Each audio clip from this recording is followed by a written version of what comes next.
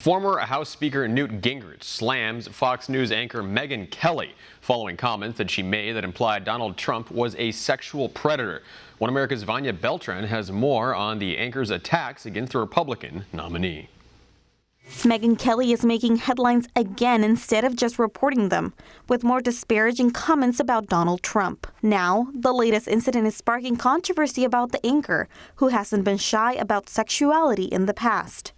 On Tuesday, former House Speaker and Trump campaign advisor Newt Gingrich appeared on the Kelly file and quickly fell into a war of words with the TV host. If Trump is a sexual predator, that is... He's not a sexual predator. Okay, you that's can't your say opinion. That. I'm not taking a position defend on that it. statement. I'm sick and tired of people like you using language that's inflammatory that's not true. Excuse me, Mr. Speaker. Donald you have Trump no idea whether it's true or not. What we know is that there are at least... Neither do you. And this is not the first time Kelly has gone after Trump.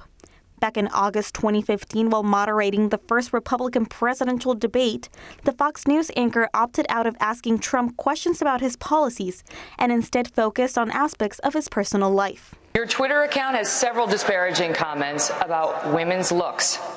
You once told a contestant on Celebrity Apprentice it would be a pretty picture to see her on her knees.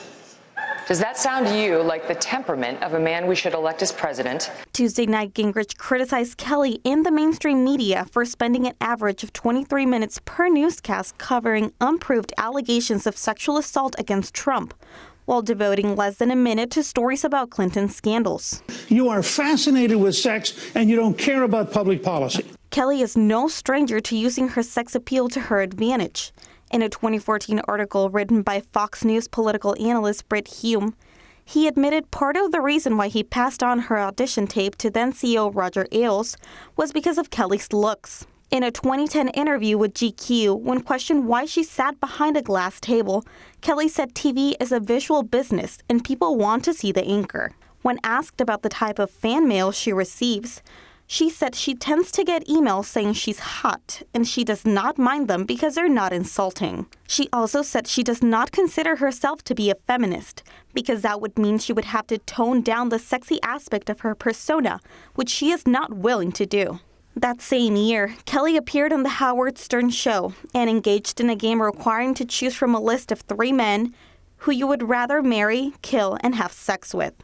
Her options were co-workers, and instead of cutting the interview short out of respect for the men, she went on with the game. I'm going to marry, Hannity. He's probably got the most dough and is the youngest, right? Does he have the most money? He has more than O'Reilly? I guess I'll go with O'Reilly on the F because he wrote a book that had some saucy sex scenes in there. So maybe there's something erotic about O'Reilly. And then you kill Glenn Beck. Yeah, because I know Glenn I can see the headline Sorry, over there now. Glenn. Did you ever think about being a stripper?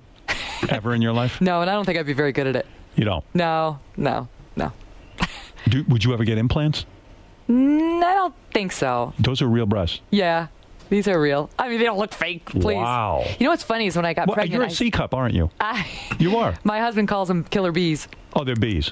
Yeah. They look like C's to me, don't they? Tell her where that bra store is. They'll upgrade her. Goodness. They'll make her a D, I'm sure. Did you ever feel pressure? We used to call them the killer bees, and then when I got pregnant, they became swimming seas, and Doug was frolicking in the ocean. Really? So you and Doug still have a good sex life? We have even after the baby, you know that's a real issue. Well, there's a certain period of time where that's not possible. You know, after you have the baby, you're off limits for a while. After the baby, you had sex during your pregnancy? Some guys don't. There were no issues. Really? There were no issues. Yeah, I mean, even in the third trimester.